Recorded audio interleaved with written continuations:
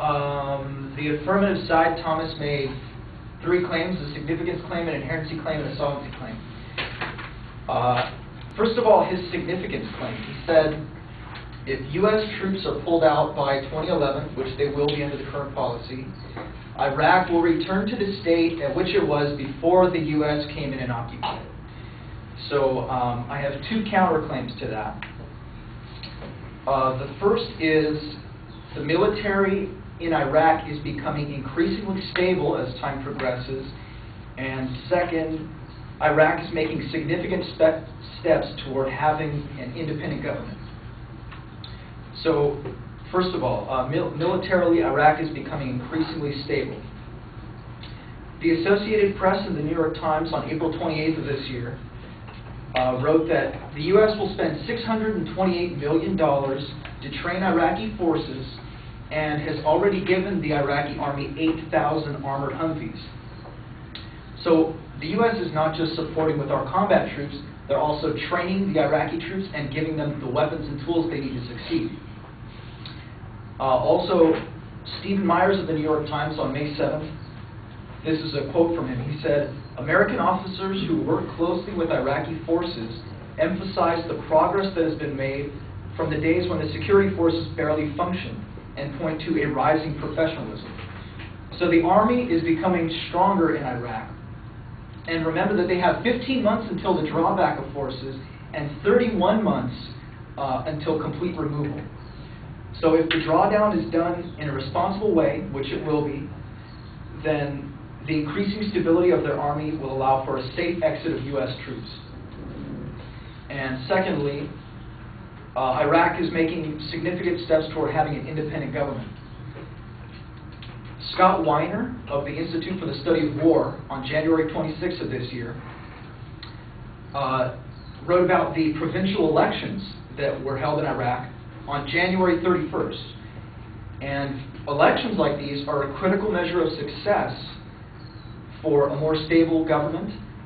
And what happened in those elections was Nuri Maliki was elected prime minister, and the elections went smoothly, and right now the 14 provinces in Iraq are forming provincial councils.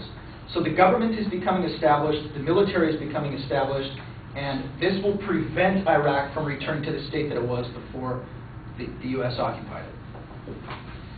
The second claim that he made was the inherency claim that pulling out troops will cause direct harm to the Iraqi people. And I have 3 points to respond to that. First of all, President Obama has clearly stated that the stability and safety of U.S. troops and the Iraqi people are his main concern. Second, the current plan supports this approach by leaving a support force.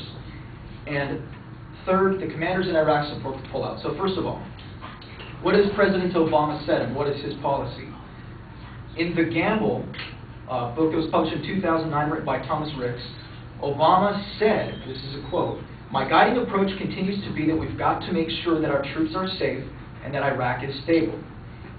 And he also said, President Obama, when he announced his pullout strategy, he said, "This strategy is grounded in a clear and achievable goal shared by the Iraqi people and the American people, an Iraq that is sovereign, stable, and self-reliant." So that's Obama's plan. The current policy supports that approach by leaving a support force. Thomas mentioned that we're only going to reduce the troops by 2/3. So 1/3 of our current troop number is staying in Iraq. There's currently 140,000 troops there. We're going to leave anywhere from 25 to 50,000 troops. So we're going to leave responsibly. And third, the top commanders in Iraq support the president's pullout strategy. General Odierno, who is the top commander in Iraq, said, "I would like to see a remainder force of 30 to 50,000 troops." That's what President Obama is leaving. So, since this policy has the safety and stability of the Iraqi people and U.S. troops in mind, it's going to prevent direct harm to the Iraqi people. And third, his solvency claim is that the solution to these problems that he's presented is leaving troops in Iraq. I just have one point to make to counter that claim, and that is this. We could stay in Iraq for another 10 or 20 years, and there still might not be stability reached. Rod Nordland of the New York Times wrote on May 25th, just a couple of days ago, that insurgencies on average take 10 years to defeat. So we've been in Iraq for 6. If that rule holds true in Iraq, we got to be there another 4 years just to stop the insurgency.